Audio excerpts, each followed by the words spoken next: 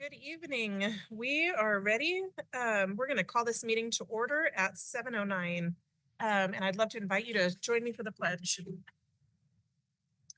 I pledge allegiance to the flag of the United States of America and to the republic for which it stands, one nation, under God, indivisible, with liberty and justice for all. Thank you. Our next agenda item is approval of minutes. This is for the regular board meeting on March 11th, 2025. Do I have a motion? Motion to approve. Okay, we have Mr. Buster and Mrs. Tippett. I will call for the vote. All those in favor, please signify by saying aye. Aye. Any opposed? Not seeing any. The motion carried. We're going to move on to general functions. The first item is staff, student, and community recognitions. Mr. Melissa Baker. That's old school. Nice to see you, Mrs. Gibson.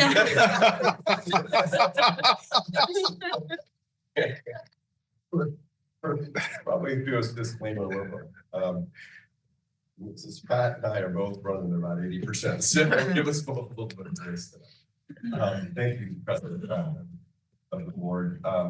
We don't have any special announcements tonight, but we do have some recognitions and getting this going.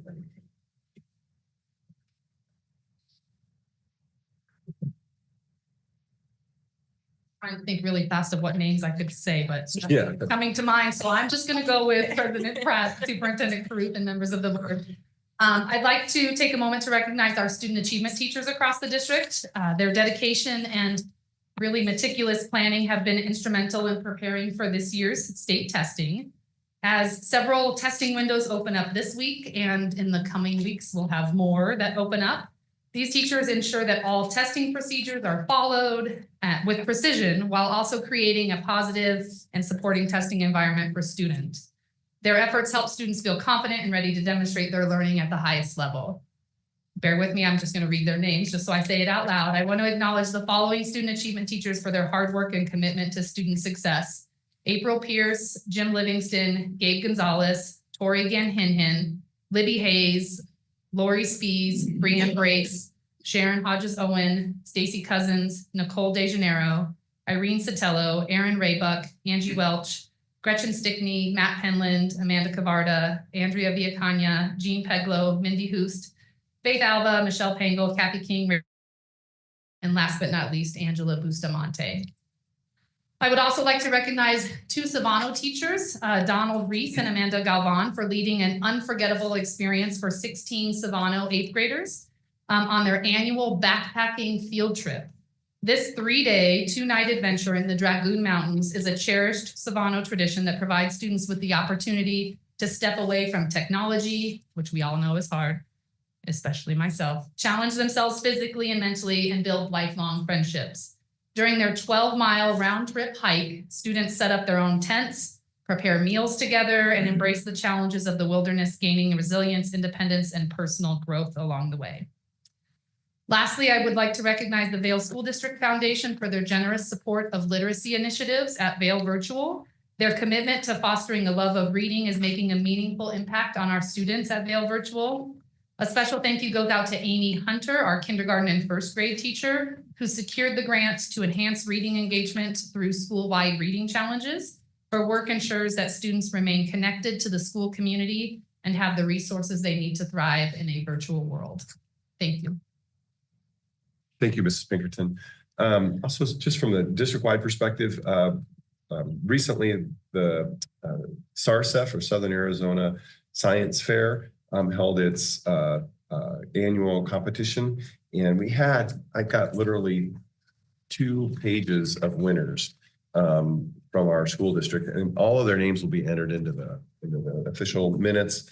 But I just want to acknowledge that the number of schools that had winners, and you'll remember Science Fair used to be something that was required. We don't require it anymore. It's a voluntary component for our students and schools. And yet we have a really high participation rate. And I think what we've seen since we've gone to that is kids who are authentically interested in challenging themselves in these projects and just a level of quality improvement. And then also staff who are engaged with them, who are making those things happen on a voluntary way, not volunteering their time, but I mean, the ability to get those kids ready. So from Andrada, we had 2 students that were named as winners. From Savano, there were 3. Copper Ridge, there were 4. Corona Foothills Middle School, there was 5. Cottonwood Elementary, 2 students were winners. Desert Willow, there were 7. Esmond Station had a winner. Mesquite Elementary had 4. Micah Mountain High School had 3. Ocotillo Ridge had 1. Rincon Vista had 1. Sycamore had 10. And Vale Academy and High School had 7. So just really, really outstanding. Also, we received word that you'll see on the screens here. I'm sorry, I'm running about 80%. One of our teachers, her name will come to me because I taught my own kids in a moment, received the Presidential Award for Science. That took us about a 5-year process for her to achieve that. Yeah, thank you, Sandy Crusoe. To achieve that, we put forward a staff member this year. All will know Lisa Scott for that very prestigious award. And she was named for the first year right out of the box, a statewide finalist. So she is going into the hopper now for the state or for the national award. And if she's successful, we should know within a couple of years of whether that happens, but she's made just a tremendous leap forward. So it's a really great recognition for Lisa Scott and her for her work as a science teacher at the middle school level. Also, and I know a couple of board members may talk about this in their component, but this past Sunday, Mrs. Mentone, Darcy Mentone arranged or helped participate in the military makeover with Montel, and which was the event was to make over a house. Happened to be, it's a national TV program, but they were doing that in our Vail community for a Vail veteran. Really had nothing to do with the school district other than they reached out to us and we organized their ability to hold the celebration at the parking lot at Siena High School on Sunday. So it's just a great kind of community crossover event. And I think I'll just want to acknowledge Mrs. Mento for making that happen. And Mrs. Middleton for opening on the campus. And then I think there might be some more comments about that here this evening. The last thing I just want to recognize that intercession, we just are coming off of spring break, and many of us got away over that time period, which is wonderful. But I don't want to lose sight of the fact that our intercession also allows time for us to provide really meaningful, rich, targeted tutoring and support for students who need that across our school district. And this year we had 1,171 students participate in intercession across our respective schools, each benefiting from focused academics tailored to their specific needs, whether through our spring intercession. And that was made possible by site coordinators. And I just want to acknowledge them. First of all, I want to acknowledge Ms. Kelly Pinkerton for helping to get organized at a district level, but at the site level, also April Pierce, Lori Spees, Sharon Hodges Owens, Nicole DeGenero, Aaron Raybeck, Angie Welsh, Amanda Cabarda, Faith Alba, Michelle Pengel, Libby Hayes, Rachel Tankersley, Stacy Cousins, Mindy Hoost, Angela Bustamante, Jim Livingston, Gabe Gonzalez, Gail Morrison, Beth Shepke, and Jean Peglow. Mrs. Pinkerton acknowledged that we're in the middle of doing state testing, and really I just want to pause on that for a moment and acknowledge that it's not just so we get a ranking or so that kids score well, or that's certainly what we want. It's really a demonstration of what have you learned this year? And we can use those results to get better based on what students learn and how they grow. And that is so valuable. And so this is a really critical time to focus on what is our most important thing as a school district, and that's quality education. And we get a really great, there's no better indicator of that than what is demonstrated by student learning on this particular instrument at this particular time. Sure, there's other ways, but this state testing allows us to have a very clear picture of what that learning looks like for this year. This intersection that I just talked about helps us get kids fill in those gaps and to learn, not to do a test, but to learn. And so I just want to acknowledge everybody that makes that happen, and all of the efforts that are happening across our schools right now as students prepare to show what they know. So I think that's all I have for, that's all I have for staff, student, community recognitions.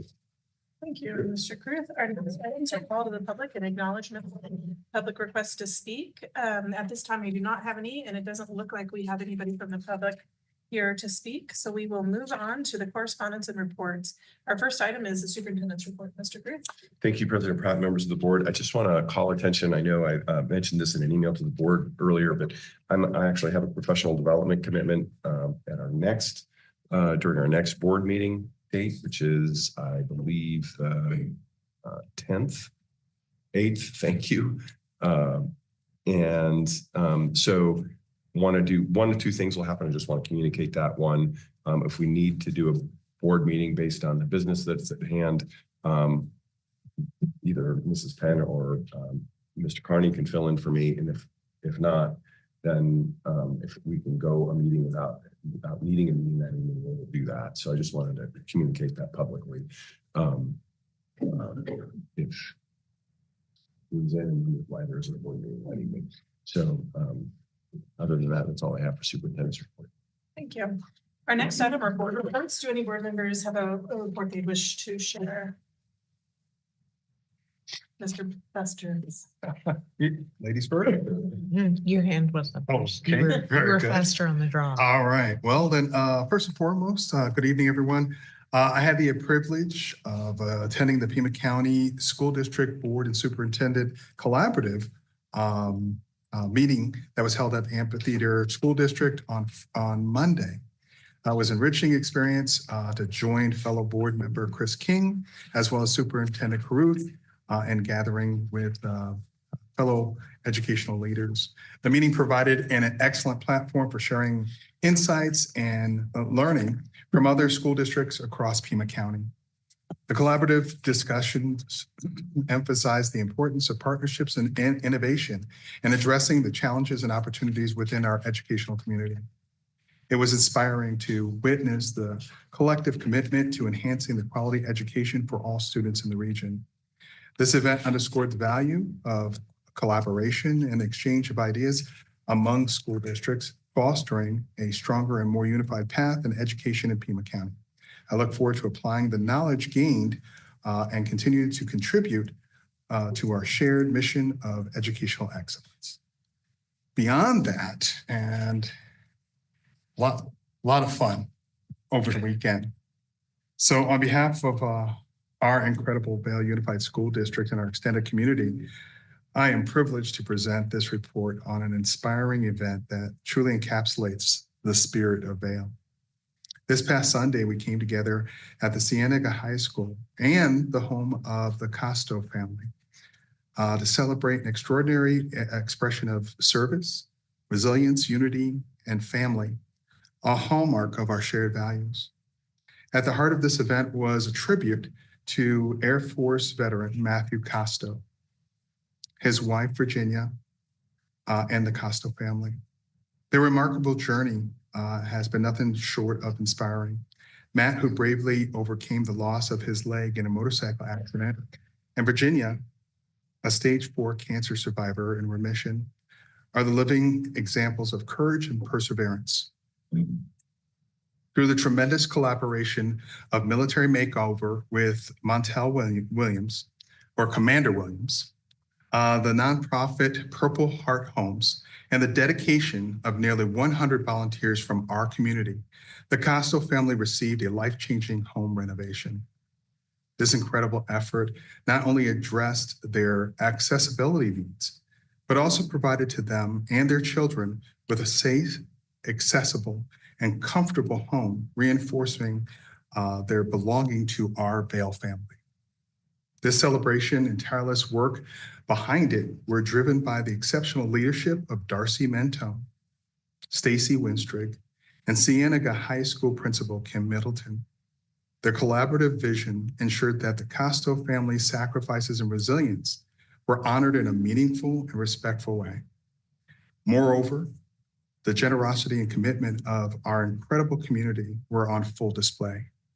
Local businesses, organizations, and nearly 100 volunteers dedicated their time and effort to this noble cause. A special note of gratitude goes out to Senator David Gowan, American Legion Post 109 Commander Roosevelt McKnight, Vail's and Naval Junior ROTC cadets and cadre, and the countless volunteers who work behind the scenes to make the event a monumental success for our community. The highlight of the event was the presence of Montel Williams, the host of Military Makeover, whose words perfectly captured the spirit of this celebration.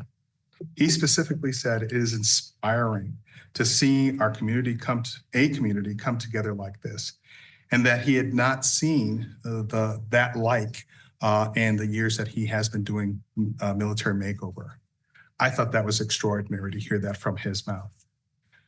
Looking ahead, the Costos family story, along with the incredible efforts of our Vail community, will be featured in an upcoming season of Military Makeover, and it will be airing in May, this May. We hope this platform will inspire others to uphold the values of service and support every veteran as members of our community-wide family. Just as our motto that is, education is a community effort, this event was much more than just a renovation. It was a testament to what makes Vail unique and special. Similarly to military tradition, together we demonstrated an unwavering commitment to service, compassion, unity, respect, and coming to the aid of one of our own. The Costo family's journey reminds us of the extraordinary power of community, and we are deeply proud of the impactful efforts that made this moment possible. So again, thank you to everyone who contributed to this incredible achievement.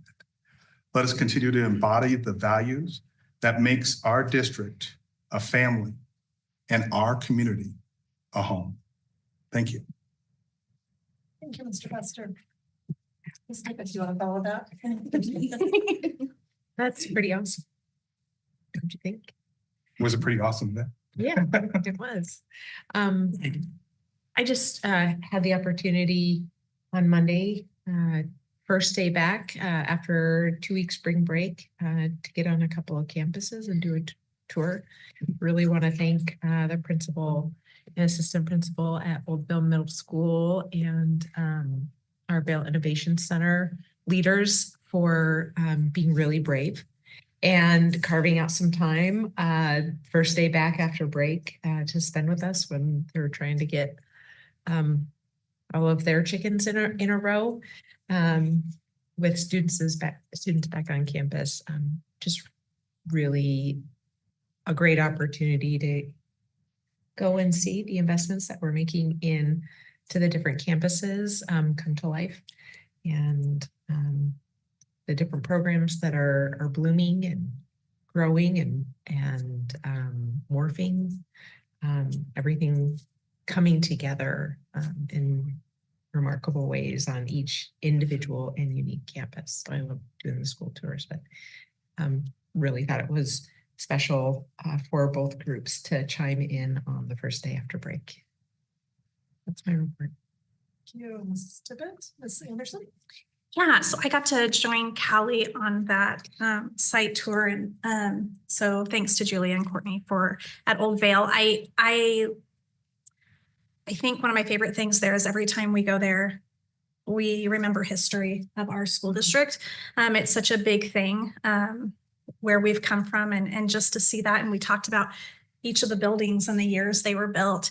And for me personally, I had 2 sons that attended there, and now it's been like 10 years or more since they were there. And just seeing the changes and the growth and watching the staff and the leadership there really settle in, I think is a way to put it. And thank you to Kelly and Mikkel when we went to the Vic. It was great to see VBL, see the kids working, and seeing just so much good that's going on in that building. And even though like we saw some students there, like the students that are, I'm gonna use the word blessed, but like that are affected by what is going on in that building are huge. And they are on campuses all over our district. 2 of them are in my home. And so it's just as amazing to see alternatives to what traditional would be. And I think that was a good reminder. Also, some of the things I got to experience since it was spring break, well, not because it was spring break, over spring break, HOSA had their state competition at the TCC. So I just want to give a shout out to the Vail students who competed at the state level for HOSA. And there were kids from many high schools in our school district and also kids who attend JTED. And then I got to stop in at Cienega during some of their tech week days and see some of the cast of Hadestown, and they perform actually this week and next week. One of them is my nephew, and his comment to me was, he says, "I'm so proud of what we are doing." And my heart is just went to hear that from kids, that we are so proud of what we are doing, just is so important. And tonight we are missing, because we're here, which is okay, but we are missing Mesquite's 5th grade show at the Fox, and they are doing Moana Junior. And so I just want to give a shout out to those kids because they are proud of the work they were doing, and to all of those adults, parents and staff who do so much for kids so that they can say that we are proud of what we're doing. So that's it. Thank you, Ms. Anderson. Mr. King. Thank you. President Pratt, welcome back. So yes, I'm going to kind of take this a little bit out of order. So yesterday I did attend part of a site visit with Ms. Anderson, Ms. Tippett, because I had to dip out because of another volunteer commitment at Vail Academy. But that was actually the site visit that I did get to attend at OVMS was actually very beneficial, getting to see, and getting to hear the some of the limitations, constraints, and as well as the successes that they're having there. And as well as the Pima County Collaborative last night, looking at the forecast of what school districts, not only Pima County wide, but also statewide are facing, and on a national level as well. So that was actually very interesting. And I bet you guys are wondering why I have this lay on. So earlier today, I got to go to the final dress rehearsal for Moana Junior. So, and with that, I wanted to see if I could do some screen mirroring here with you guys. I think I can do it this way, right? Set the border.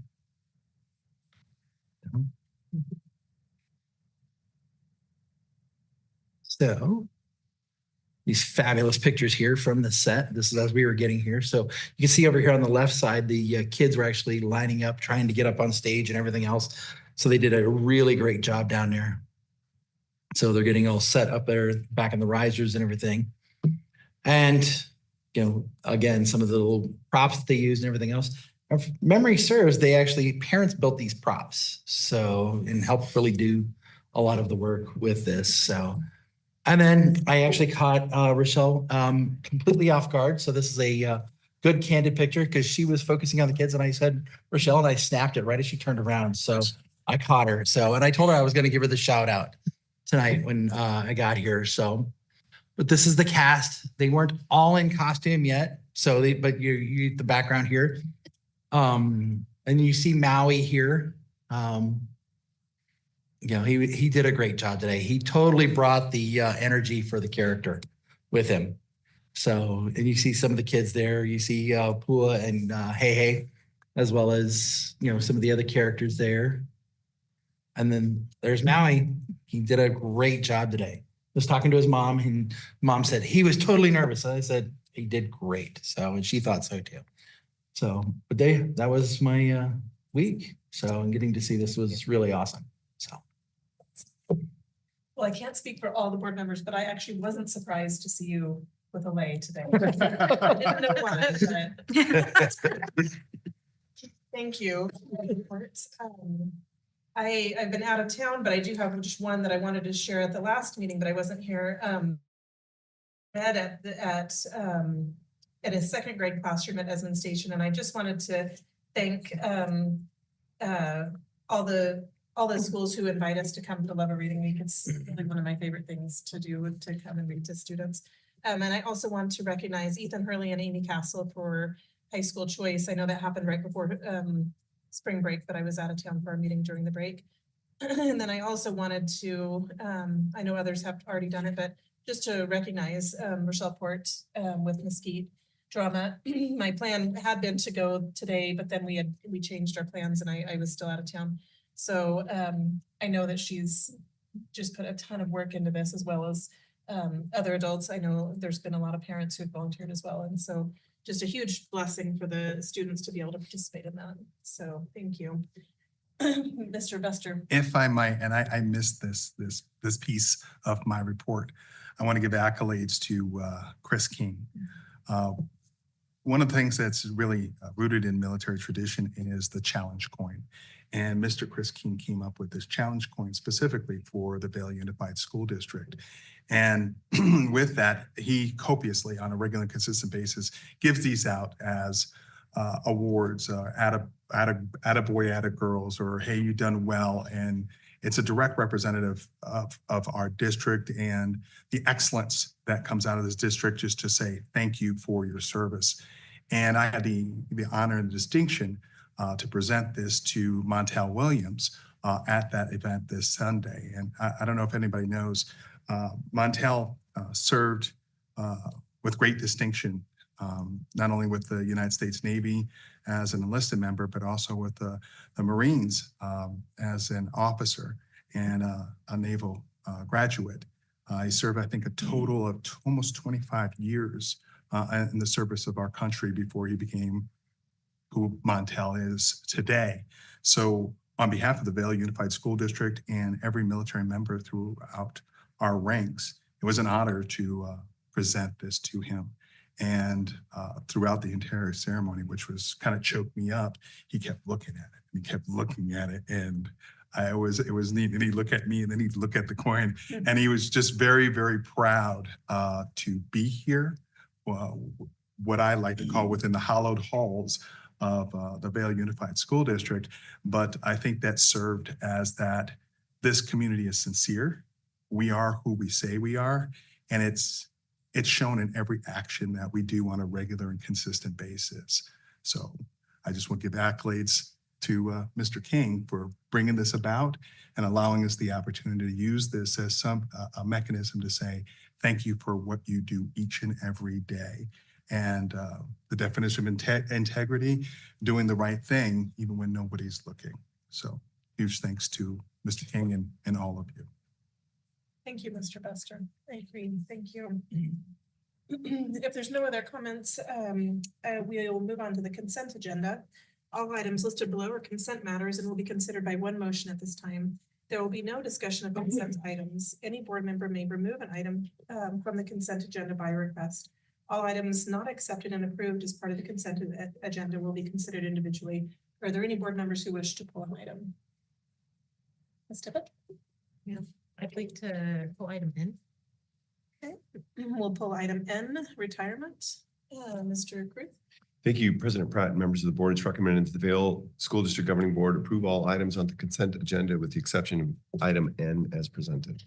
You all accept a motion? I make a motion to approve the consent agenda with the exception of item N as presented. Thank you, Mr. King. Do I have a second? Seconded. Thank you, Mr. Buster. I'll call for the vote. All those in favor, please signify by saying aye. Aye.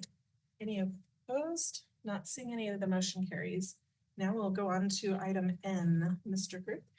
Thank you, President Pratt, members of the board. This item is the consideration of accepting the retirement requests. They're in varying degrees. Some of people are retiring. Some of them are retiring and returning via contractor through our ESI program with the intent that they'll continue on again after that. And in one case, one person is actually rescinding her retirement because she was enticed back with another job that she was super excited about. So those people respectively are Ms. Rhonda Hamaker, Mr. Kevin Carney, Mary Vera as presented. So with that, I'll go ahead and read the recommendation that the Vail District Governing Board approve employee retirement as presented. Thank you. I'll accept a motion. Mrs. Tippett Second. and seconded by Mr. King. Comments or questions? Ms. Tippett. Yeah, I just, when our folks move on to the next chapter in their lives, it's always special and it's always a big deal. And we will always miss them. As board members, we have the opportunity to do a lot of interaction with just a few individuals in the school district on a regular basis, and Mr. Kevin Carney is one of those people. And it has been my pleasure to work alongside of him over the last 8 years in my position as a board member, and see the way that he has served our staff, our parents and our students and our community with ways at times it was really, really hard, and compassion and kindness in all of those cases. And I've just always appreciated his leadership, his friendship, and the way that he has always wrapped around and served the whole community. And I just wanted to take a moment to share that publicly. We've got a little bit more time with him before he rides off into the sunset, and we'll just soak that. Thank you, Mrs. Tippett. Any other comments or questions? Mr. Buster. I've had the sincere pleasure and honor to serve beside that gentleman back there, Kevin, since I was part of the Vail Unified School District Foundation, is when I first met him. And he has been no less than excellent in everything that man does. He leads by example. He is the embodiment of action. He's a family man. He's a servant leader, and he's a community vanguard. It has been my sincere pleasure to know you as a friend, a community ally, and of course, the embodiment of professionalism and how you carry yourself, whether you're in the public eye or you're just with your family. You are outstanding. You will be missed. We understand that there's transitions, and I'm just hoping that our paths will cross again in the future. Thank you for your service to this community and to the district. Mr. Buster. Any other comments or questions? I just want to say thanks, Kevin. We are losing heart, like I think, when you leave, and you're not replaceable, in my opinion. Someone else is going to come in and do a wonderful job, and I don't mean it that way, but there's just one of you, and we are all in this room blessed. We're all blessed in this community because of you. I'm grateful that I've gotten to know your family a little bit too, and you're a good father. You're a good family person. I just see the love, the good. You have blessed my family, and I know that you will continue to bless everywhere you go, and we support you. And I'm excited for you as you make this transition and move to other things in your life. But just know that we love you. Thank you. Mr. King? So I'm actually going to save a lot of my comments for later for your official retirement, because this is just the preliminary. This is just the part where we have to do something. But I will say that, Kevin, over the last 4.5 years that I've got to know you, you've made a profound impact on me and the way that you continue to strive for the best every day. And I just want to thank you for that and for your friendship and for the constant ability to learn something new about you every time. So I want to thank you. Thank you, Mr. King. Kevin, we've been very, very lucky to have you in our community for over 28 years. I just feel like we can drive around the community and just see your fingerprint on everything that we have in the district. Both people, programs, schools. I think it's fun when we do interviews. A lot of people will say, oh yeah, Kevin Carney, he hired me, or I was with Kevin Carney here. I just feel like the legacy that you have built and that we enjoy here in Vail is just nothing short of just a huge blessing. So thank you so much for your work, for your heart. I think when I think about you, I think about just you are just an absolute professional. I've never seen you be rattled. It's just a steady ship. So thank you for all your work that you've done. I know it hasn't always been easy, but I think you've always done a very great job and just served our families so well. So thank you. You'll be missed, but I agree with Mr. Buster. Hopefully our paths will cross often. Thank you. Absolutely. So with that, if there's no other comments or questions, I'll call for the vote. All those in favor, please signify by saying aye. Aye. Any opposed? Not seeing any, the motion carries. Thank you. We'll move on now to our old business section. The first item is CHC donation and lease agreement. This is an action item. Mr. Cruz. Thank you, President Pratt and members of the board.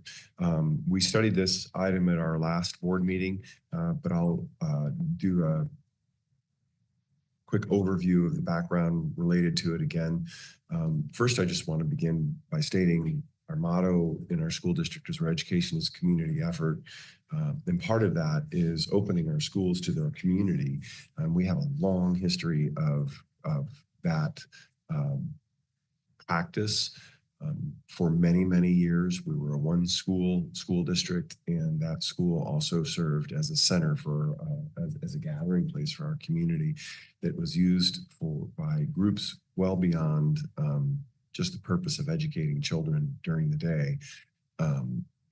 As we now have over 20 schools, we have a very strong history and practice of opening our schools to community groups for usage, usually in exchange for some kind of nominal rental agreement. And in some cases, we have schools that actually have designated community rooms that were built with the purpose of community gets to use those spaces first, and then schools can use them second.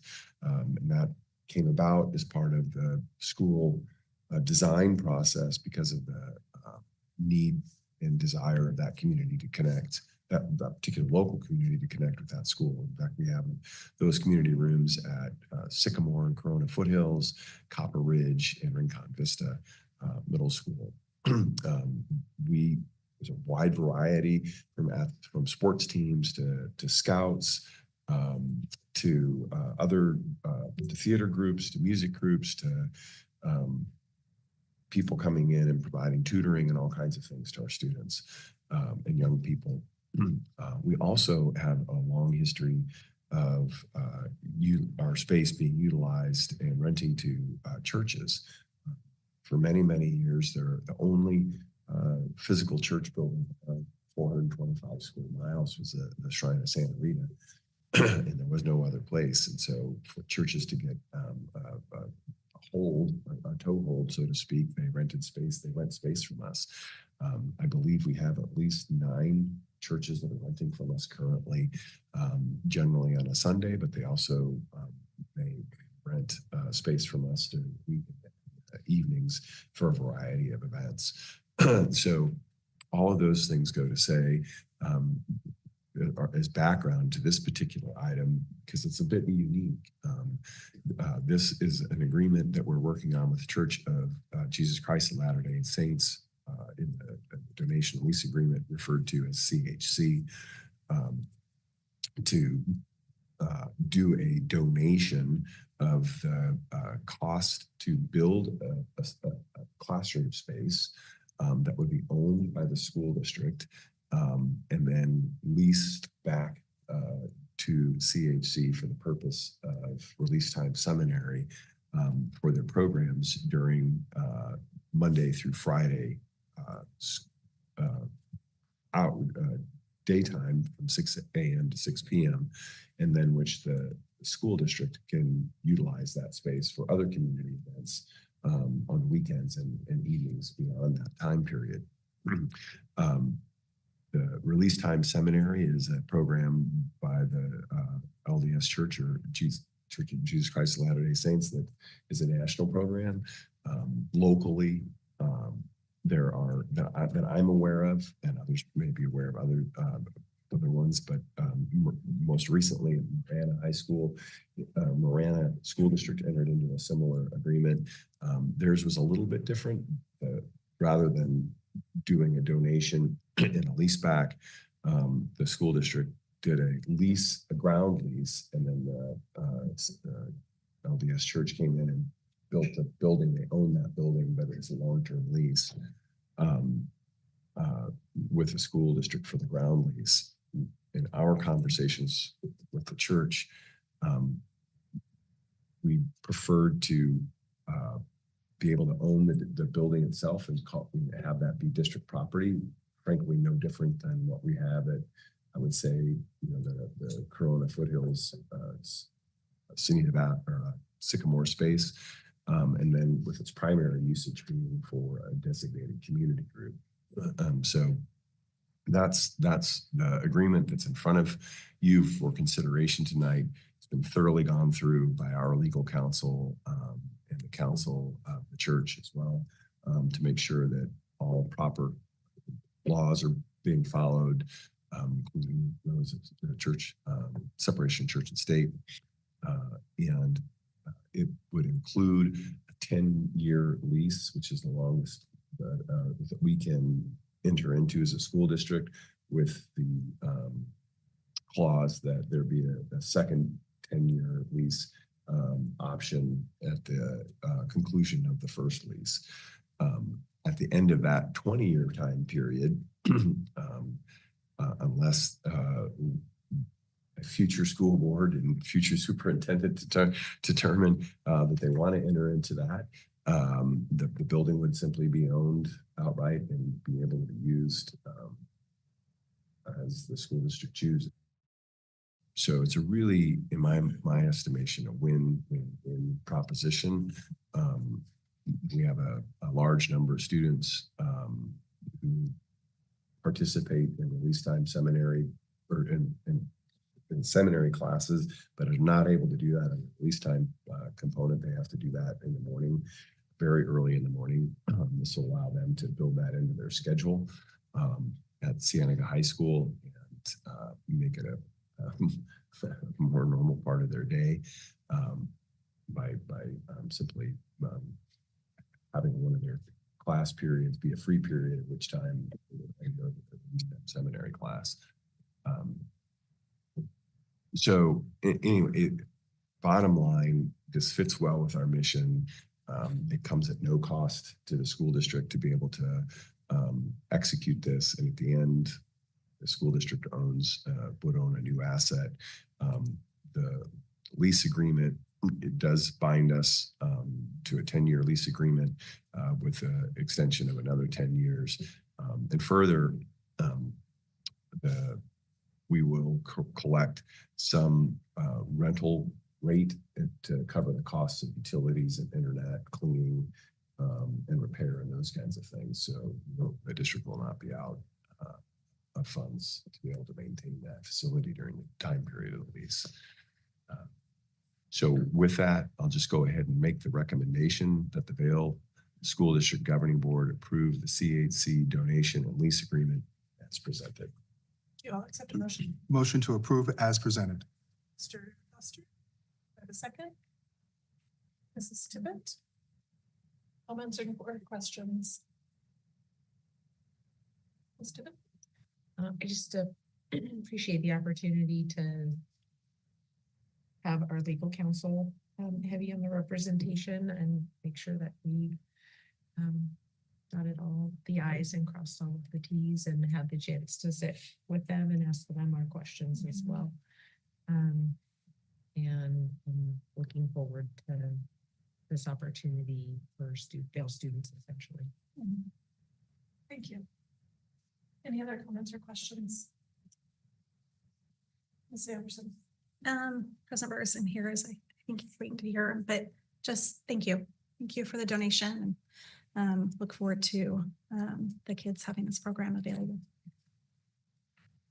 Yeah. Any other comments or questions? I want to recognize Mr. Jerry Wood, Kim Middleton, and John Kruth, just for all your work on this. I know that this has been a project that's been in the works in some manner for many years, and I know it's been a project that's taken some time just to be able to figure out what's feasible. So thank you for your work on that. And I appreciate the donation on the church's side. I think it'll be a great blessing for the district to be able to own this asset, and then for students to be able to participate in the program if they choose. And I know this has been studied, and we've also reviewed it with legal counsel as well. Thank you, President Pratt. It's probably a little sterile in my recitation in the background. I do want to just acknowledge the significant contribution from the church in regard to making this happen. And frankly, the vote of trust on both sides to say, hey, this may appear to be some risk to do this kind of thing, but we trust each other to be able to execute this in really what is going to benefit children and families in our community, which is fundamentally why our mission statement and our motto are what they are. That's what we do. We all have a common, whether it's the LDS church or other churches, school district. We have the massive Venn diagram overlap is our mission to help build and foster strong families in our community. And so I'm just appreciative of the willingness to enter into this kind of a partnership and frankly trust each other to be able to do that. So. Very well stated. Thank you. If there's no other comments or questions, then I'll call for the vote. All those in favor may signify by saying aye. Aye. Any opposed? Not seeing any, the motion carries. We'll move on to our second item, policy update GCCG, professional staff voluntary transfer of accrued sick leave or sick leave donation program. This is also an action item. Mr. Kruth. Thank you, President Pratt, members of the board, Mrs. Dabney.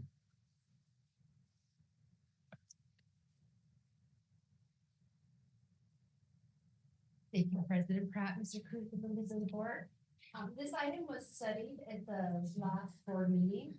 It's a few minor changes to the policy GCCG, professional staff voluntary transfer of accrued sick leave. And really the purpose of bringing these updates to you is to really make the policy meet the needs of our staff in their in their greatest times of need.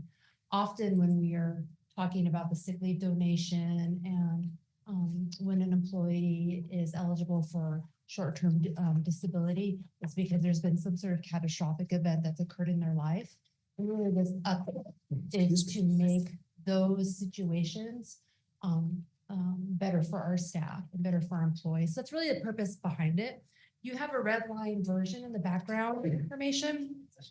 there's still really 4 changes that we're recommending. The first is adding support to the title because this also applies to our support staff, not just our professional staff. The second is removing the language of 2 days per year that a staff member can donate of their accrued sick leave. To donate accrued sick leave, you have to maintain at least 20 days in your accrual bucket.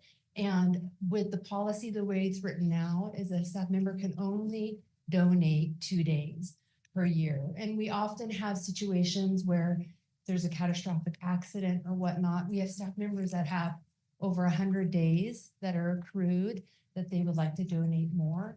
So we would like to recommend removing that barrier, requiring staff members to still maintain 20 days in their accrued sick leave. But if they have more than that and they would like to donate that, to give them that option. So that's the second change. The third change is this a very minor change.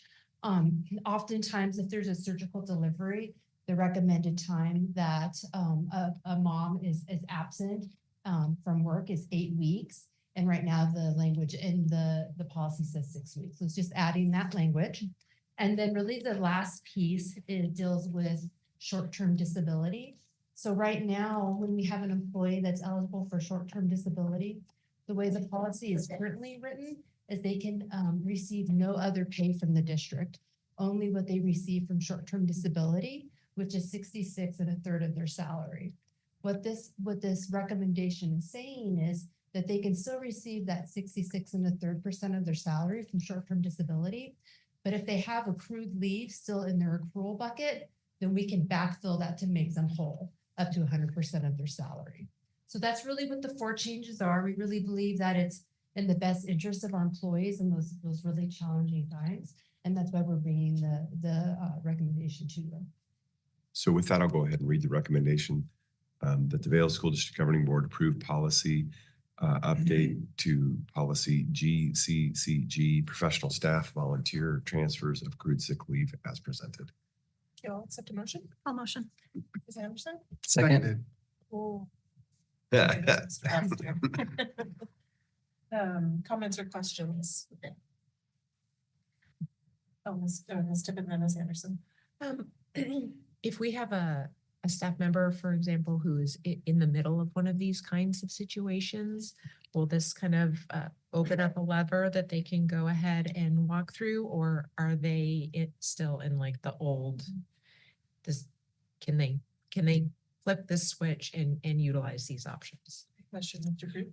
Thank you, President Pratt.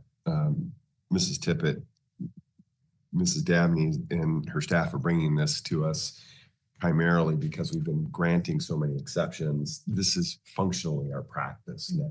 Okay. So this is really bringing, because we've seen the need for those things, we've just granted exception after exception, and it's really become a practice. So what we're doing is aligning, frankly, current practice, our policy with the current practice. So it's not, we're granting these things already to those employees. Thank you. Ms. Anderson? Well, I was gonna say, we studied that, and that was one thing that you had said.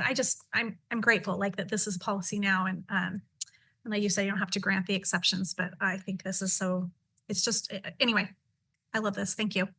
Yeah. Any other comments or questions? Just going to piggyback and say, yes, good for teachers, good for staff, good for the district, good for the community. This is a no-brainer. This is excellent. Thank you for that comment. Yeah, just reading through this, I just think, yes, yes, yes. So thank you for taking the time to bring this forward as a policy change or an update, especially as you had mentioned, usually these are challenging times when people are, when we're doing these donations. So with that, if there's no other comments or questions, and I'll call for the vote, all those in favor, please signify by saying aye. Aye.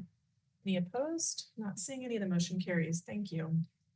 We'll move on now to new business. Our first item is the 8th grade high school choice update. This is just an inform item. Mr. Crew.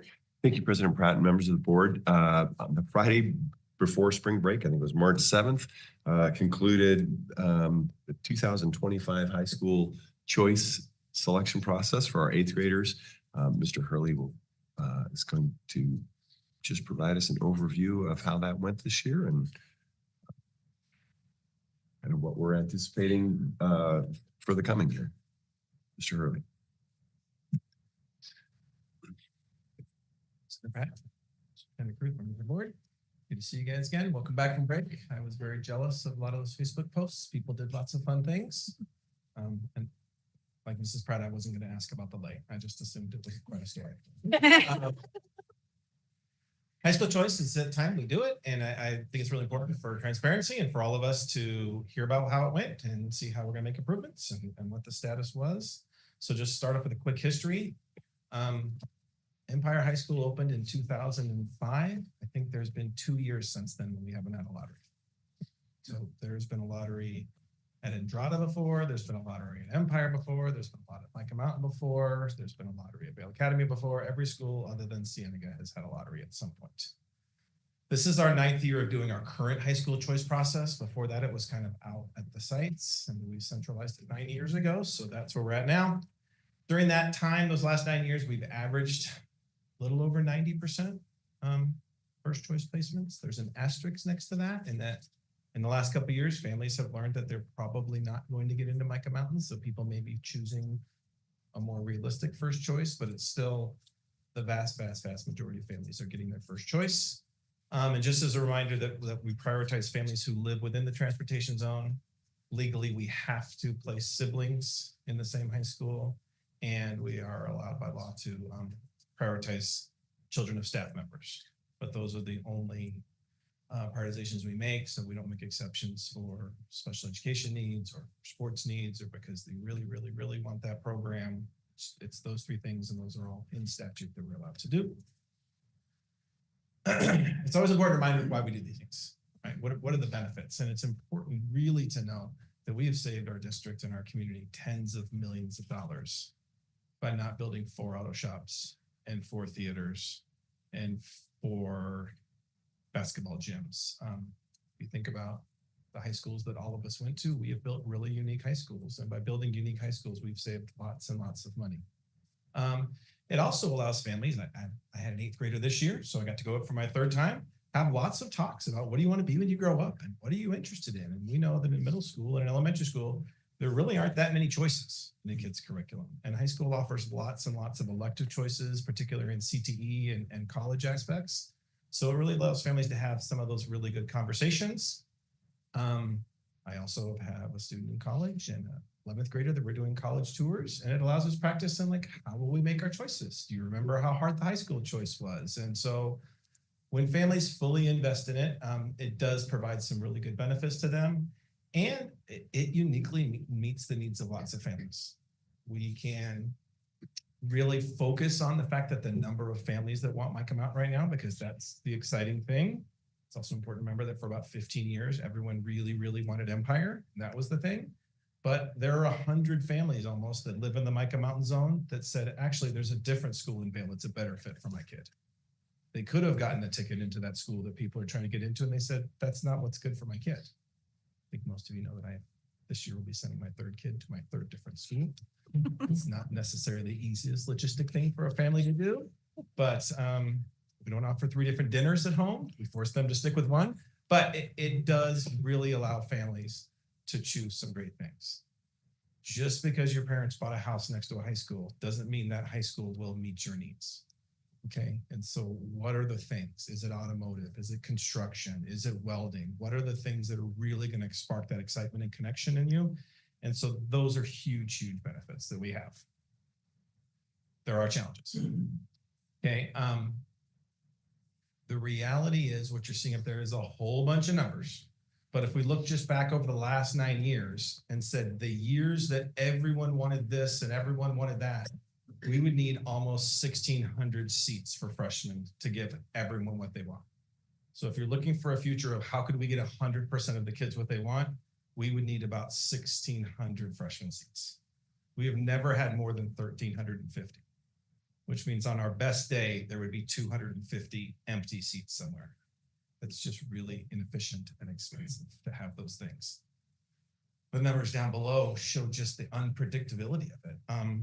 I'll go through it with you because it's a lot of numbers. But in the 9 years we've done this, Entrada's biggest class of number one choices to their smallest class of number one choices, the difference was 162 kids. And their biggest 1 year change was 83 students. Cienega's biggest 1 year change, 77. Micah Mountain's biggest 1 year change was 175. So as a school, having 175 more ninth graders than 10th graders means we need 7 more sections of freshman English this year, and the next year we'll need 7 more sections of sophomore English, and next year we'll need 7.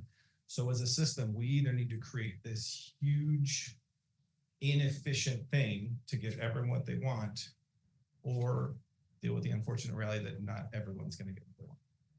Those are kind of choices we have. Here's some examples of first choices at Empire. The little asterisk in 2021 is when we built Micah Mountain. So the year before we built Micah Mountain, they had 321 families that wanted to go there, and there's only room for 220.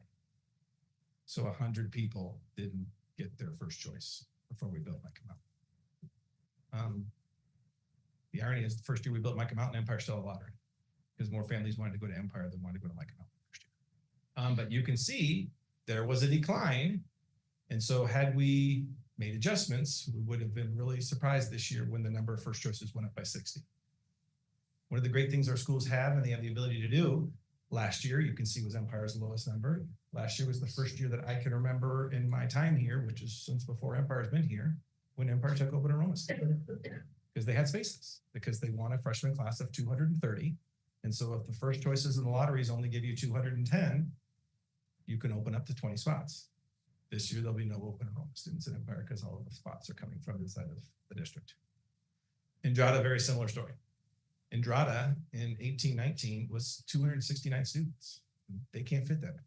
So they had a lottery. Then we opened Micah Mountain and they took a huge drop. And now they're bouncing back up. So you can just kind of see the huge variability. So we either need to build Endrada so that it's big enough that if ever again 269 students want to go there, or we have to live with the reality that we're going to have a lottery at Endrada if more than 250 want to go there, because that's as big as we can get out with the standing or the spaces. This is where you're just supposed to feel sorry for me and Amy, because so many families have to make choices. So this is the number of families who have made choices. Right, when we started, it was just over 1,000, and we got to 1,250 a couple of years ago. But I appreciate your comments earlier, Mr. President Pratt. But the fact that Amy worked with 1,195 families to make a choice, my joke is if you gave free donuts to 1,195 people, 100% wouldn't show up. You would have to work at it, and it's a lot of work to make everyone make choices. We do not let kids not make a choice. We don't say, well, since you didn't make a choice, you get this. We call them and we email them, we mail letters, and at the last ditch resort, the principal walks into the kid's school and says, where do you want to go to school next year? So it's lots and lots of work to make sure that this is a choice and not a placement. This is that percentage over the year of the families that get their first choice. So you can see our best year ever was the year we opened Micah Mountain, because all of a sudden we had a lot of space, and we were really inefficient that year, honestly, because Micah Mountain didn't fill up their first freshman class. So there were extra seats there. But we've kind of hovered around, and I explained to someone, this is a chart that's difficult, because if you're not careful, you could look and say, well, about 10% of people don't get what they want. But that's a new 10% every year. So every year there's 100 families that get bad news. So it's something we really, really try to avoid, but it's also just a reminder that 100% is probably not realistic. But we work really, really hard to try to make it as close to that as we can. That's what the first choices have been. When you look at numbers instead of percentages, these are the numbers of families who didn't get their first choice.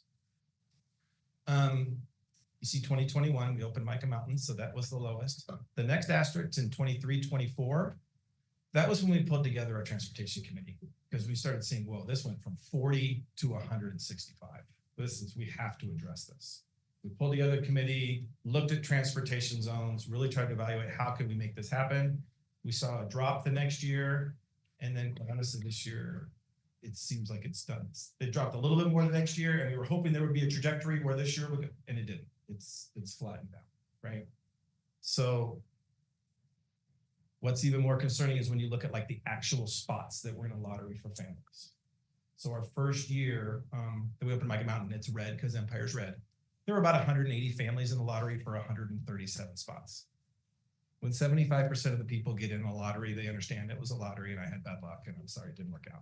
And the next year it was similar, but you can see the last 4 years, 2 of the last 4 years, we've had a lottery where no one got in.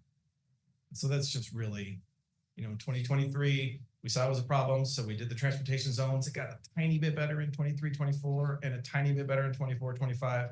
But it's pretty clear now that it's not a trajectory to get better. So it's time to reevaluate and pull committees together and start looking at what are other options to make it so that people at least have a chance in a lottery. One of the things that happened, if you're wondering what happened this year, this is the number of families who live in the Micah Mountain zone who chose Micah Mountain as their first choice. It's a steady little tick up. You can imagine there's places in the Micah Mountain zone where we're building houses, so that's natural. But one thing that happened this year that really caught us off guard, quite frankly, is we had about 40 families who don't send their 8th grader to us, who live in the Micah Mountain zone and would like to send their 9th grade high school student to Micah Mountain. So we actually were hoping this number was going to drop, but 40 families who live in a zone who didn't come here in 8th grade was surprising to us. So that really just changed what could have been a lottery where we were predicting maybe 30 or 40 kids and seeing the tick up to nothing. So that's something as we move forward, we'll have to build that in. It used to be in the past, it was single digits, honestly. And so 40 was quite a few. We're not sure why. We don't ask them where they came from or why they went here, but it was just an explanation of kind of what caught us by surprise is when we did the numbers before the lottery, there were actually less 8th grade students in the Micah Mountain zone this year than there were last year. So we thought the number would actually go down. And then 40 something came and all 40 something of them wanted Micah. So that really kind of threw the numbers off. Okay. And then we just live in a continuous improvement cycle for this. We've been doing it for 9 years. And every year we come back and look at what are our options for timeline. I put open enrollment and kinder in bold because we adjusted open enrollment. Mr. Carney and I worked really hard with our K-5 schools, K-8 schools to do kinder roundups earlier. And how can we get people going? And we moved open enrollment earlier. And so every year we look at what's a better time to do high school choice, what's a better time to do kinder enrollment. So we'll look at that again. How long the portal window was open. It used to be open for a month. We realized that most people are like me, and a month means I'll worry about this in 3 weeks. We changed it from a month to 2 weeks and didn't have any change in the percentage of people that did it in the last 2 weeks. So everyone was either sprinting to be first in line or waiting until the end. So we changed that. And we have to evaluate and look at just the transportation zone again and see what are we doing this. This isn't a path that we can continue on. We need to explore the possibilities of what could attendance boundaries look like and how can we salvage school choice if we were to go to a moment like that. And then just explore communication improvement. We work really hard to send email and do texts. And one of the things that I would just shine a light on this year is the communication with staff members. In K-8 at lots of schools, staff members are aware that their student can get in if there's space for students. In high school, the understanding was that my student automatically gets in. And so we need to clean up that communication and come up with a plan that we work with leadership and community and staff to figure out what's a safe and safe, what's a proper and smarter way to communicate so that everyone knows what's really going on. It isn't complex. So we'll be doing lots of those things. I appreciate the thanks for Amy and I will do a lot of getting community members together on committees and not a lot of sitting in our offices and making decisions. Questions? Sorry, it was a really, really great presentation. Did you have anything to add right now? No. This is just an inform item. Do we have comments or questions? Ms. Anderson. I don't have a question. I just want to say thanks, even and to Amy. I know this is, I shouldn't even say I know. I don't know. Like I wasn't sitting with you guys. I can imagine how much work this was. And I think it feels heavy because these are kids who want programs and want certain things at different schools. I'm grateful for what is offered. And every time I walk on these campuses, no matter what high school it is, I'm like, oh, my kid could go here. There's so many great things at every school. but my kids too have walked on campuses and been like, I want to go here because of this. And sometimes those 8th grade nights just have been such a blessing. Like, I have a child who found a program that she didn't even know was there and has changed her life. And so I just want to say thank you. Thanks. Mr. Griffin. I do want to add, Mr. Hurley called it out on a couple of different slides, but it's easy to say 10% didn't get their first choice. And what does that look like? When you really think about the numbers, 1,200 families selected schools a first choice for their child, and only 130 of them didn't get that first choice. That's really a pretty staggering number. I'm not making light of any of that. It's just, and it, as Mr. Hurley pointed out, it's really challenging for those 130. I know we hear from a good percentage of the 130 that are disappointed, but when you step back and look at it globally, the alternative is to say there's no choice. You just go to the school that you're boundary to, and that's it. That's what we all experienced. And this is working. It's largely working. It does need some continued refinement as we grow and as we learn more. That's really the summary of that. And it's important for us to keep that in front of mind when we're fielding, the disappointing calls from that group of 130, from somebody in that group of 130. Mr. King. The question I had was regarding those families that don't get their first choice. Is there a follow-up with them for like customer service satisfaction because they got maybe their second choice?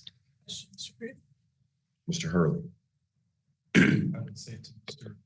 point, there's not a need to follow up with most of them because they reach out to us. They're all, there are waiting lists. There are things that we work through. There are,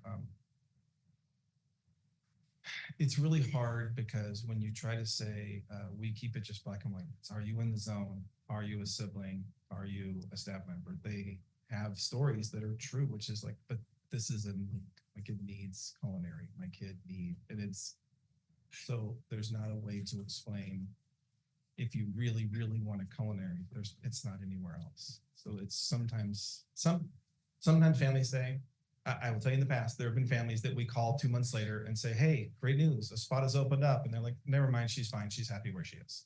There's times when we will call, we've changed our high school transfer portal to be after the end of the first semester. You don't even apply until October because we were finding that half of the families we called and said, hey, congratulations, there's finally a spot. They're like, no, she loves San Diego. She's fine. She doesn't want to go. So there are people that it was 1A and 1B, and there's people that it was 1A. And if it's not 1A, I don't want to talk about 1B. And those are really difficult conversations. And we try to work with them and let them know that we do offer transfer opportunities every semester. And if there's spots available, we have about 40 to 50 students transfer every semester that finally do get a spot, but we can't guarantee that you will eventually get there.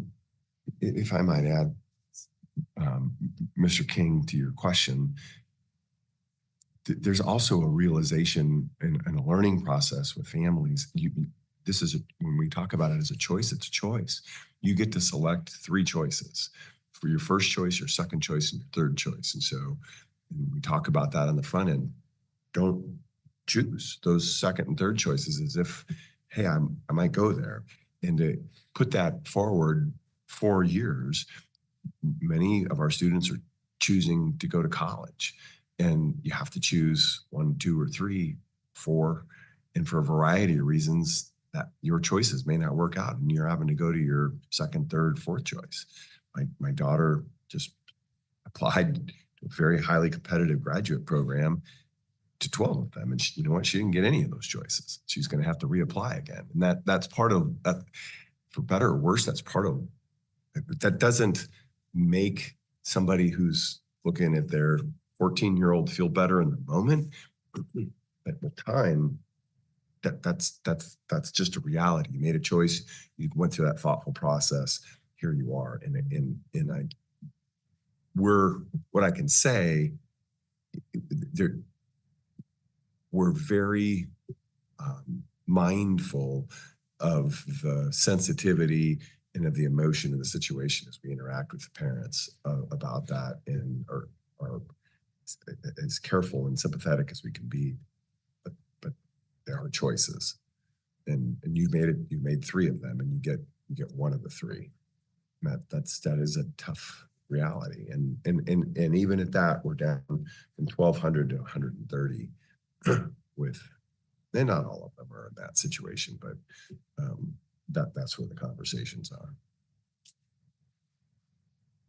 Other comments or questions?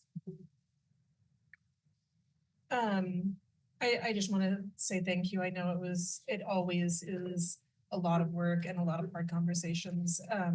I appreciate just your slide, just talking about the communication piece. I think that's just helping, I mean, to Mr. Kruth's point about making choices and things like that, just helping set expectations. So I appreciate you just thoughtfully considering that. Like you, I have an 8th grader, and this was the hardest choice this little guy has made his whole life.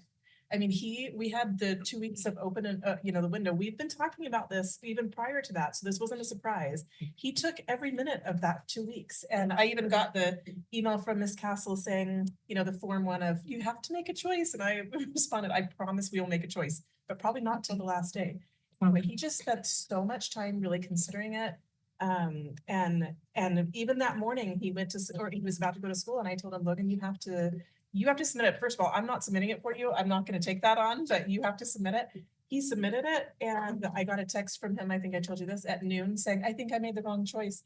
And we got to have a conversation of, what I told him is, when we make choices, a lot of times when we make our choice, we look at the con column, and the one that we didn't choose, we only look at the pro column and only think about the good things of the things we didn't choose.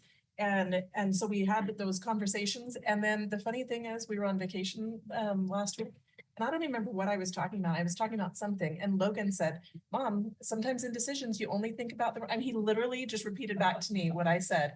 And I was like, it's true. Just learning how to sit with decisions that we make is an incredible skill. So thank you for the opportunity for our family to make those decisions. And I think the best thing about this whole discussion is that for me as a parent, I was 100% fine with any of the schools that my son chose. I just feel like we have such amazing schools, and it's such a relief to say, you can choose, we have amazing options, and you really just can't go wrong.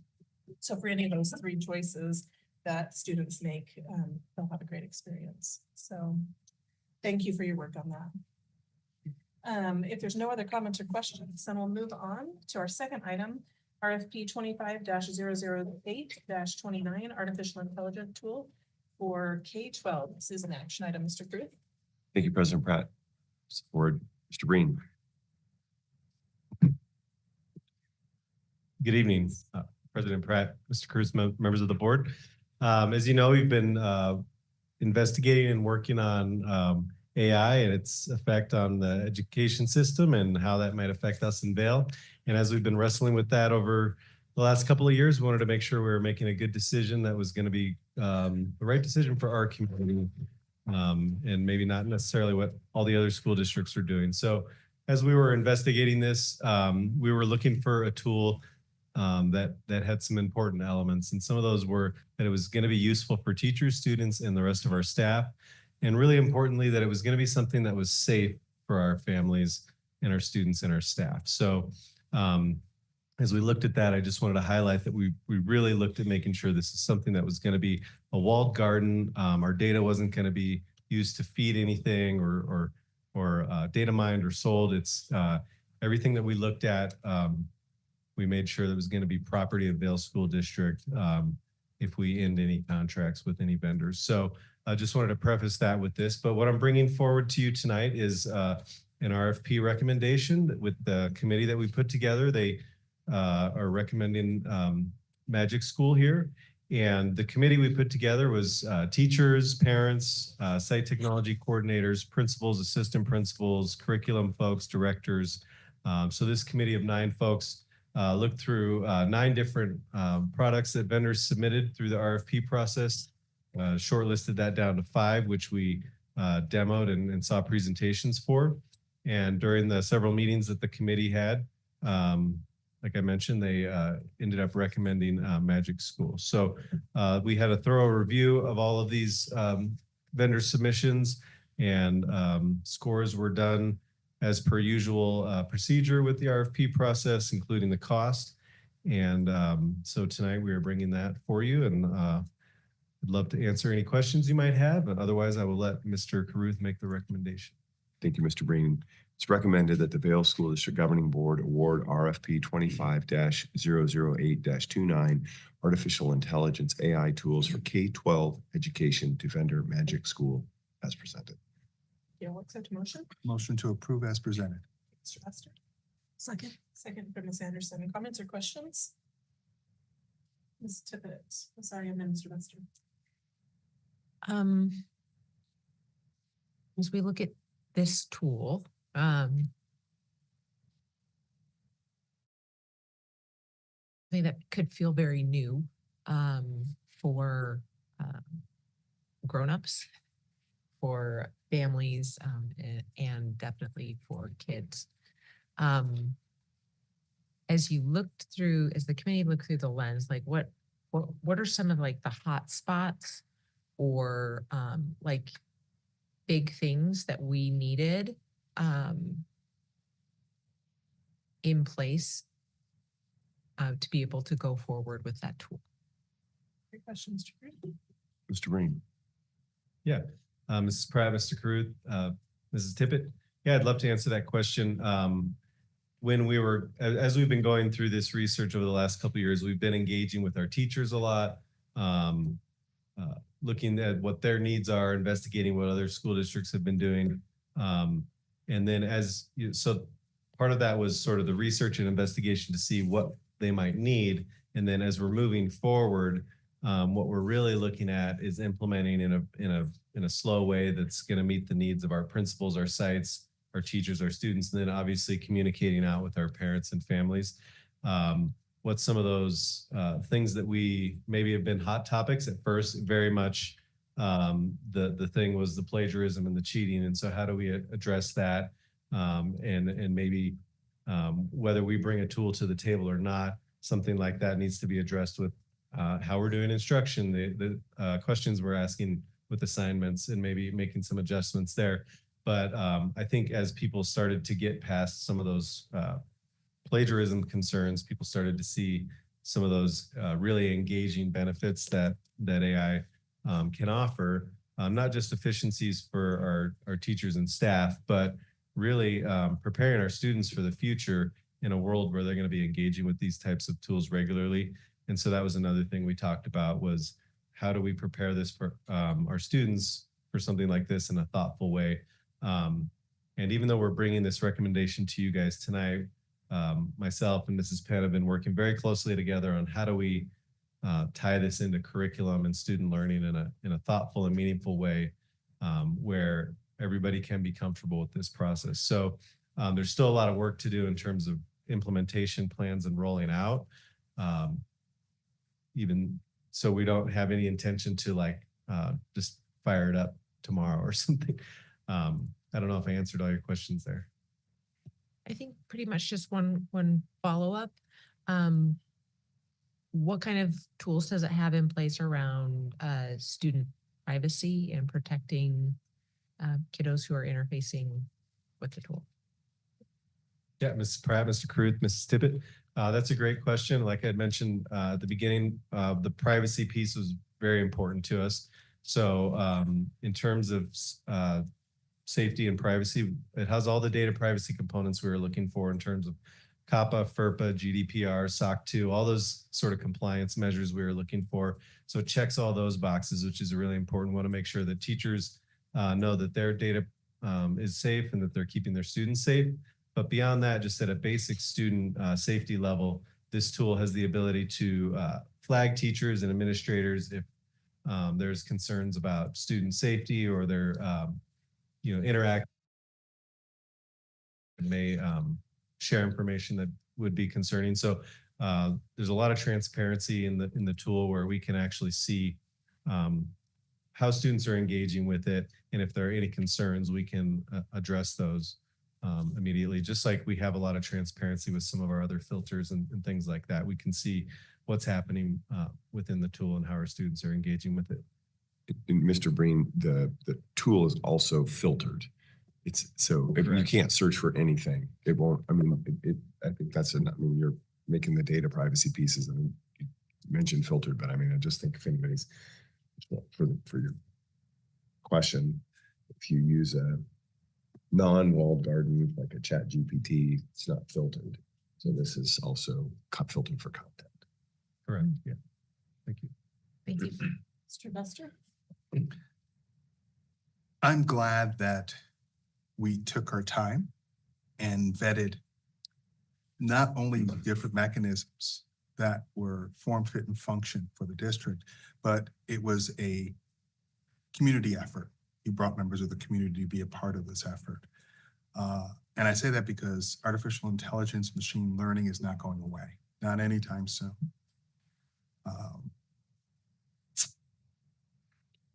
The district has always been very forward thinking, very forward looking, very forward leaning. And many years ago, we were one of the first districts in the state to create an information technology cybersecurity pathway. And that was in the state, if not the nation. Technology is a force multiplier and it's ever evolving. So I guess from my standpoint, it's a very, very competitive world, and I'm not telling you anything that you don't already know. So providing a very safe, secure aperture that is in alignment with our community values, embracing technology and innovation allows for the success of each student, each educator in the community we serve. So I wanted to say more specifically, because I had the opportunity, and I really consider it an opportunity to go this journey with you. And it's been a lot of fun. Throwing ideas and you throw them back at me, and inevitably going to different conferences with you and your team, throwing many of the folks that I work with on a regular basis toward the school district, and you embracing them and taking some of those pieces of the puzzle to where we're at today, which is just hugely beyond what I ever thought or envisioned for the district. And so that I just have enormous thanks to you as the Chief of Technology. What you're doing, Mark Breen, is doing this exceptional work. You and your staff doing exceptional work to make these folks, our people, safe, secure, but forward-looking, forward-leaning, and embracing technology, and not allowing us to get behind. Thank you, sir. Other comments or questions? No. If I know that we studied this as well at the study session, so thank you for taking the time to show us more in depth at the study session. If there's no other comments or questions, this is an action item, so I will call for the vote. All those in favor, please signify by saying aye. Aye. Any opposed? Not seeing any. The motion carries. Thank you. The next item is RFP 25-007-30, Group Life and Accidental Death and Dismemberment, AD&D, Voluntary Life and AD&D, and District Short-Term Disability Insurance. This is also an action item, Mr. Cruz. Thank you, President Pratt, members of the board. This is an item that was also studied at the last meeting, but I'll have Mrs. Dabney provide a quick review of the background, and then I'll make the recommendation. Mrs. Dabney. Thank you, President Pratt, Mr. Cruz, and members of the board.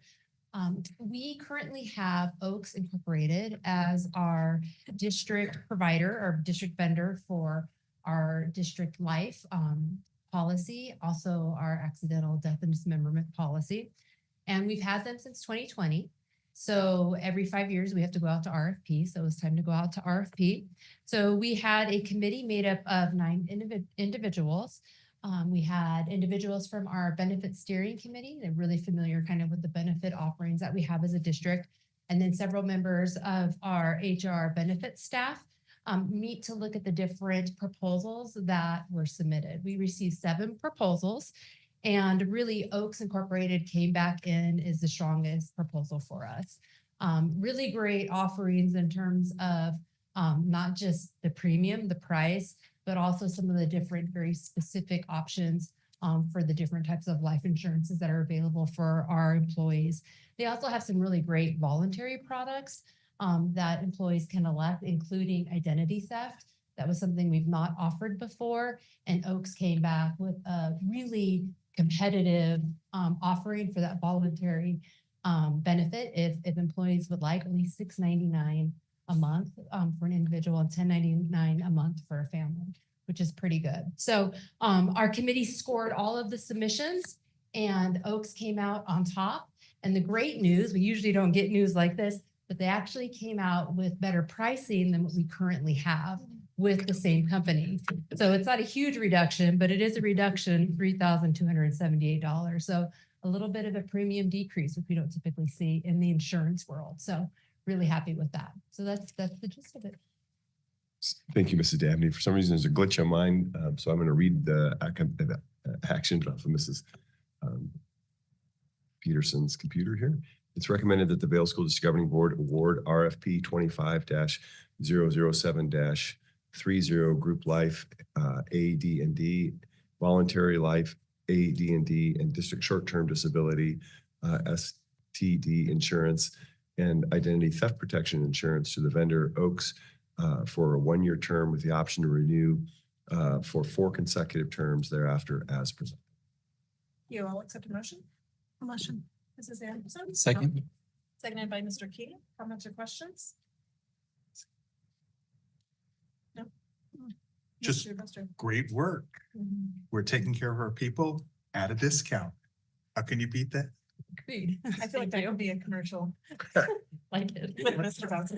HR marketing right there. Very good. Any other comments or questions? No. With that, then I'll call for the vote. All those in favor, please signify by saying aye. Aye. Any opposed? Not seeing any, the motion carries. Our next item is item D, audit acceptance, also an action item. Mr. Crew? Thank you, President Pratt. Mrs. Quiros.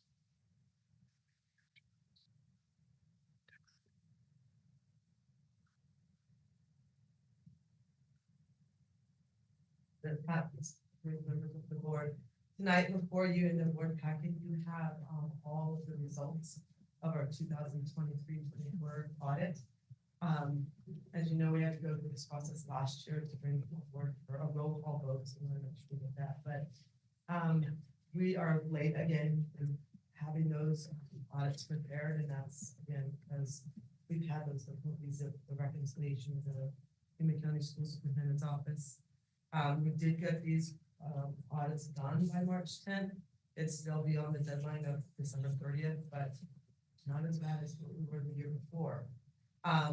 As part of this process, though, if you read through you had an opportunity to read through the audit report, the district did receive 2 findings. They are public information. We did have to write corrective action plans for them, and we did submit those to the Arizona Auditor General's office.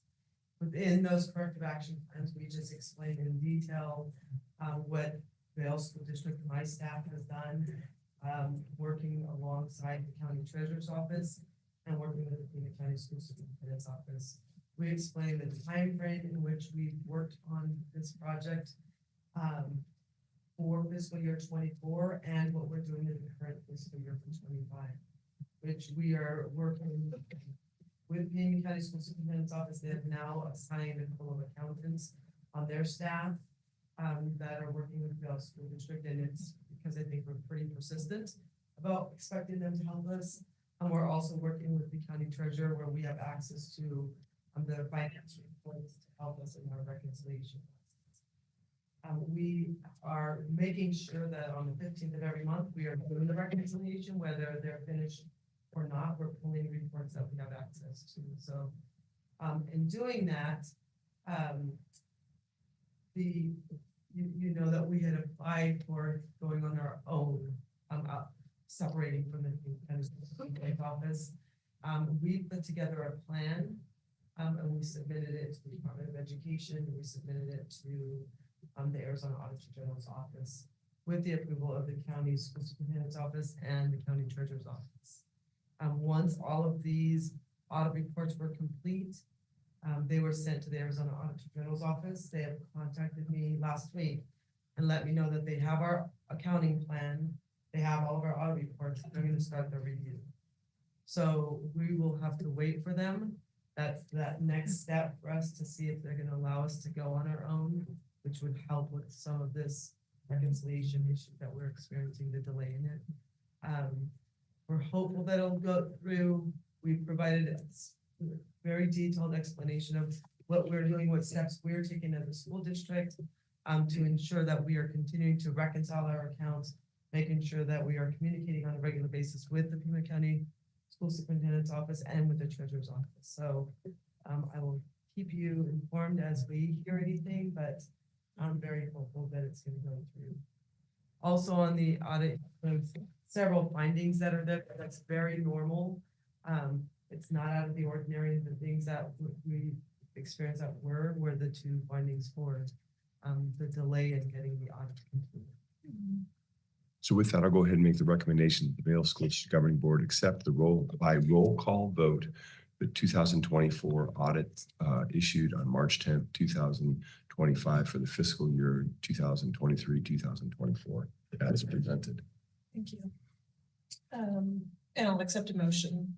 Motion to approve as presented. Mr. Buster, yes. Do I have a second? No second. Mrs. Tippett, seconds. Comments or questions? Ms. Anderson? Oh, sorry.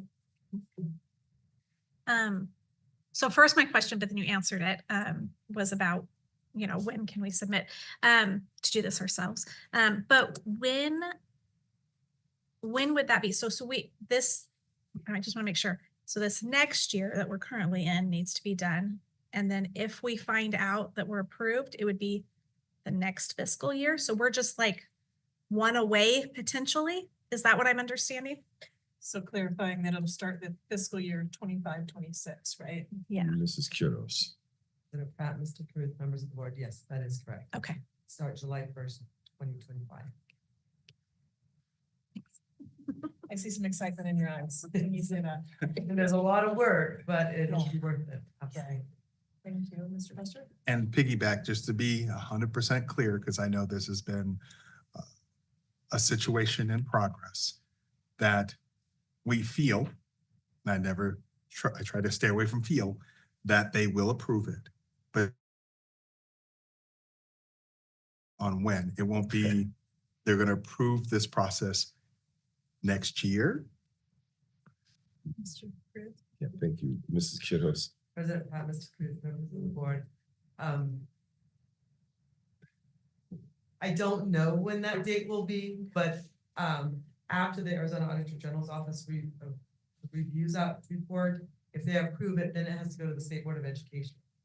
They also all realize that once that plan is approved, the school district has to take certain actions, like we have to buy special equipment, we have to buy checks, and we have all these things that we have to take care of in order to be ready July 1st. So I think they take that time frame into consideration. That's why they have those deadlines of when it's due to them.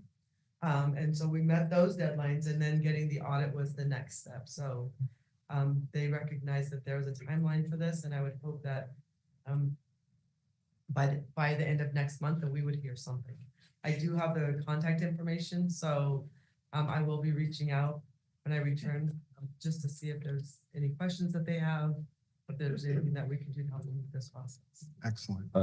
And just to piggyback off of that, and I know I had the opportunity to thank you previously. I appreciate your tenacity, your professionalism, and then your persistence. I don't think if we didn't have a Ms. Quiros, and I feel sorry for the rest of the districts that don't, if we didn't have a Ms. Quiros, I don't think we would have received the progress that you have gained for us up to this point. So thank you. I might add, Pima County is struggling. Pima County School Superintendent's Office is struggling with this. There are other school districts too. We've had that conversation here.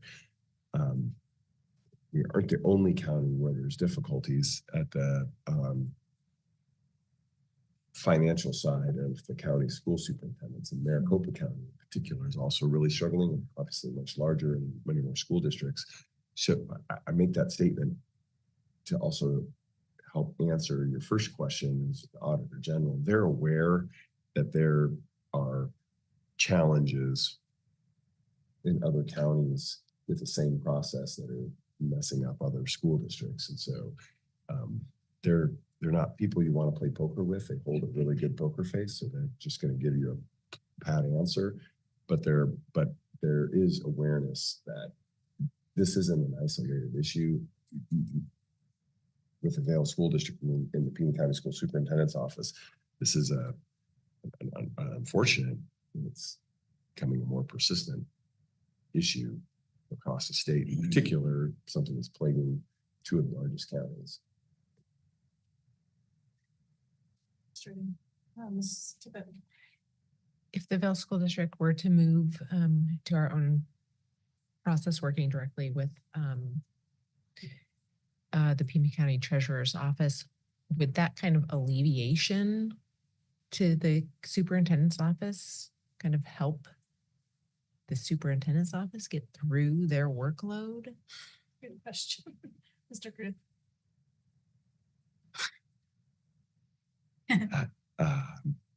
President Pratt, Mr. Cruz, members of the board, it absolutely would. We are one of the larger districts that the county works with. And we recognize that, and they recognize that, and in putting together our plan and having them approve it, I said it's really a joint effort for us to be able to get approved. That's probably a better political response. I'll just leave it at that. You get a great staff, sir. Any other comments or questions? Well, I think Callie said it way better than I could. To me, I was really disappointed in the letter from Superintendent Williams. I just felt like there was no change from last year.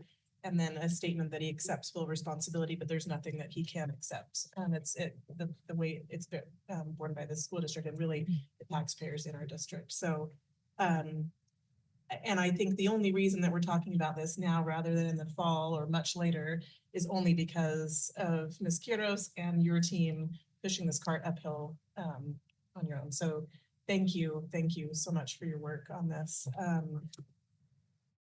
Your work on the transfer over to the treasurer's office. If there's no other comments or questions, then we'll do a roll call vote. Mrs. Peterson, would you like to do that? Allison Pratt, aye. Callie Tippett, Aye. Chris King, Aye. Jennifer Anderson. Aye. Ed Buck. Aye. Thank you.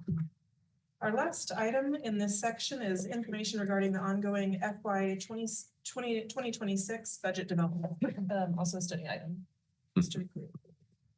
We just accepted the FY 24 audit, and then we're going to talk about the FY 26 budget.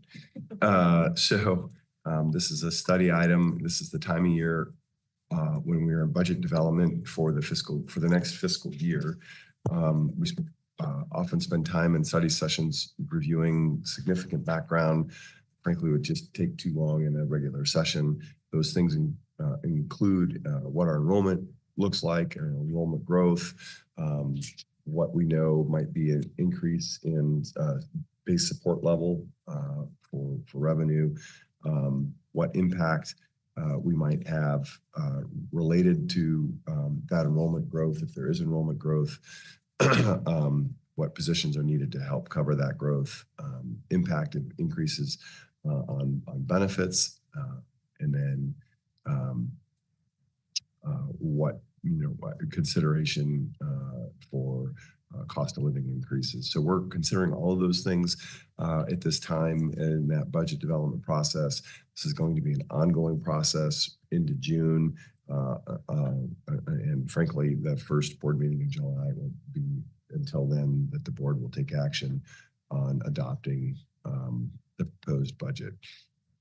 What we're looking at big picture at this point related to next year's budget is enrollment growth of roughly about 1% for our KA students and about 3% for 9-12, which is a pattern of what we've seen over the last couple of years. We know that by statute, the state will increase the base support level for our per student allocation by 2%. We've already taken action. The board has already taken action on increasing the necessary costs to cover health benefits. We're also we know we're opening Saguaro Creek K-8 school to accommodate growth, and there will be new positions associated with that. And just one thing to note, as we open a new school, it causes inefficiencies because the school is designed for significantly more students than it will serve when it opens,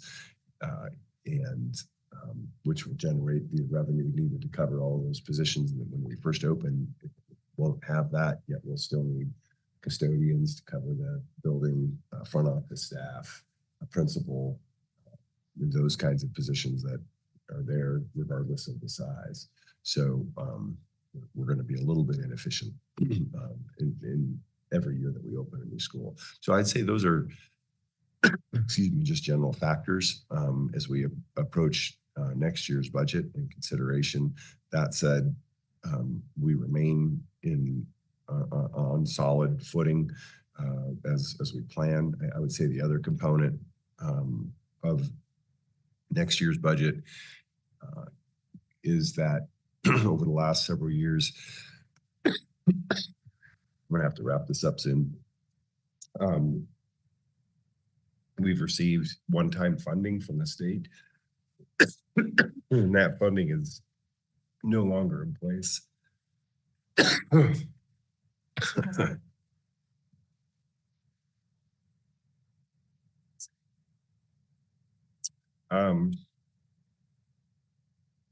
So we just need to take that into consideration as we're planning for the budget. So with that, this is just a remaining study item. It'll be on the budget on the agenda in future meetings as we move this from draft to proposed budget. Thank you, Mr. Green. We will move now to adjournment. I will accept a motion to adjourn the meeting at 8:56. Make a motion to adjourn. Seconded. I'll call for the vote. All those in favor, please signify by saying aye. Aye. Any opposed? Not seeing any. The motion carries. Thank you. My car is out of gas.